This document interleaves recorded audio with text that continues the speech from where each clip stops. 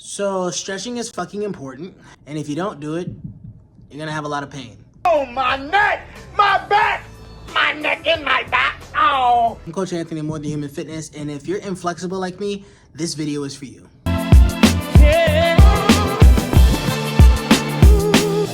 I'm not a yogi, but stretching is important to recovery, and that's all I give a fuck about. If you're like me and you're not trying to be able to do that shit where you put your head behind your legs behind your head, but you know that you want to recover a little bit faster, a little bit easier, move throughout your day a little bit better, then this video is for you. Before we get started, like this video, subscribe to the channel, drop a heart or follow, just let me know that it's real. Now let's get into today's video. So one of the things that I like to do, because I'm just trying to lengthen my muscles so that I can get better blood flow to my body, so that I can heal a little bit faster.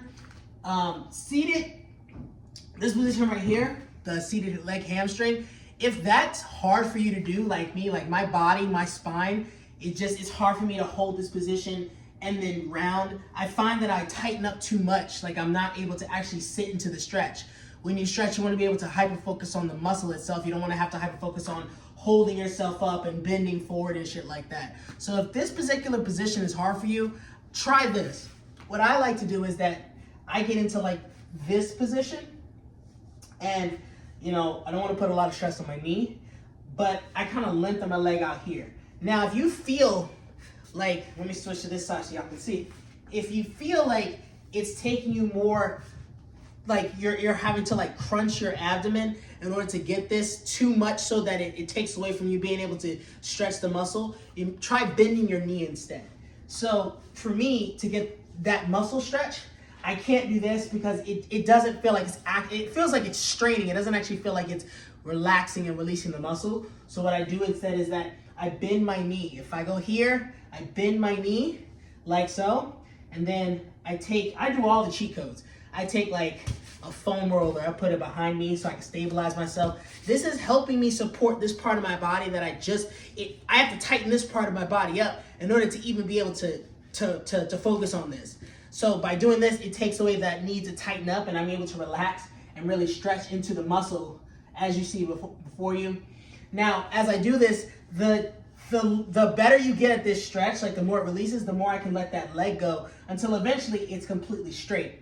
So you might feel a little bit of strain there. If you're feeling strain, then make sure that you kind of, you make these adjustments so that you don't have to, you're not gonna pull anything. Next one is to open up my hip flexors a bit. And I find that a lot of people like to do this pigeon stretch one. For me personally, again, because my body kind of sways, I don't know what it is about my particular body type or like my bone and muscle type structure, but I end up swaying off to the side here. And so I can never truly get like that perfect, like in the middle. And then also because of this particular, the tightness in my hip flexors, it's kind of makes my knee kind of weak. I feel the weakness in my knee. Once I stretch and stuff like that, it doesn't have that same weakness. The muscles are able to relax and be able to support the knee a little bit better. So, but what I do is that when I'm here, again, I need like a yoga block or something like this. I use it to help prop me up in some type of way so that I can help to move my body, because ideally what happens is you want to be able to support yourself up and then move your chest over top of the knee effectively. Hold on, run away yoga block, or whatever. So, runaway foam roller. So, if you're having trouble like not slouching off to the side, fall off to the side, what I do is I take my yoga block or foam roller, if I had a yoga block, and I put it out to the side here. If you don't need a yoga block, you just use your arm. Be aware that it probably will burn your arm out at some point, but it helps me keep my chest up, and then I can fall over top of my knee more effectively. And if you feel a strain in your opposite one, again, it's the closest one here, is what you want to do. But if you feel a strain in this opposite one, that's a little fine. You want to make sure that you don't turn the face this way to help alleviate that pain. It's not going to help. You want to be chest over top of the knee. And really, the more you get in the line with it, the more you can kind of prop yourself up and really stretch it out. Don't do this chest up the entire time. Really stretch that hip flexor out. And that side glute, that gluteus medius, and that gluteus medius maximus and minimus muscles, you really want to hit those.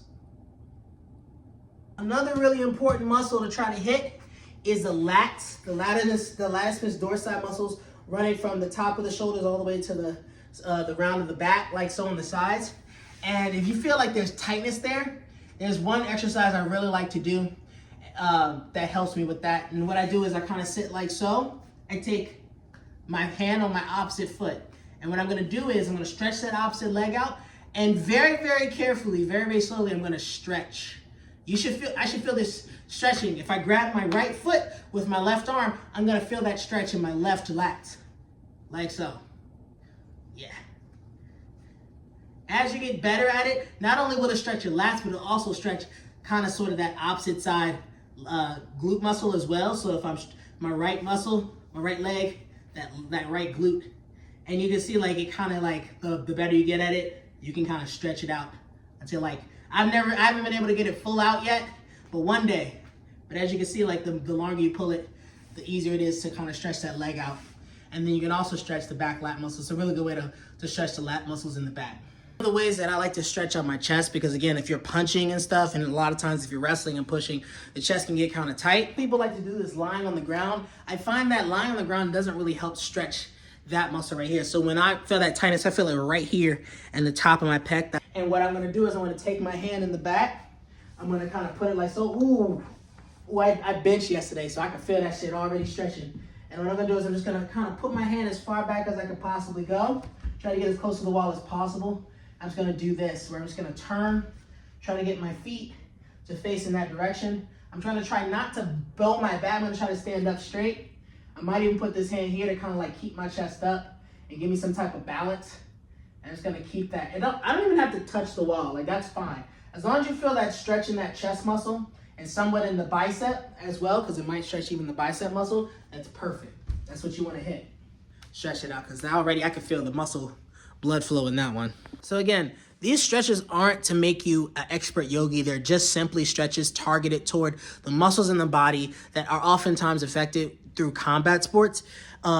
It's all about getting blood flow to those muscles so that you can heal a little bit more efficiently. So when you stretch, if you're a combat sports athlete, you're not really trying to be a yogi, just stretch well enough to get blood flow into the muscles that you know you need to get them flowing to.